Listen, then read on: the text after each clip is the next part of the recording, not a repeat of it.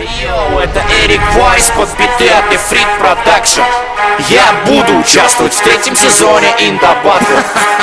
Рискнешь ли ты показать все то, на что ты способен?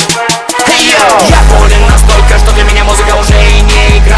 Я буду болен и завтра еще сильнее, чем вчера. Для меня рэп это поле для буя, эй, попробуй сделать такое и не разводи сопли. Я болен настолько, что для меня музыка уже и не игра. Я буду болен и завтра еще сильнее, чем вчера. Для меня рэп это поле для буя, эй, попробуй сделать такое и не разводи сопли. Попробуй сделать лучше, чем ты можешь в принципе, чтобы стать королем. Не нужно долго принцем быть, ты можешь просто взять и заставить всех с тобой считаться. Научись вращать планету как меч на среднем пальце. Сегодня я твой тренер, и мы из тебя слепим бойца. Бей себе в башку, что в своей судьбе ты царь. Шансов прыгнуть выше головы никто не отменял. Если ты хочешь результат, то бери пример с меня.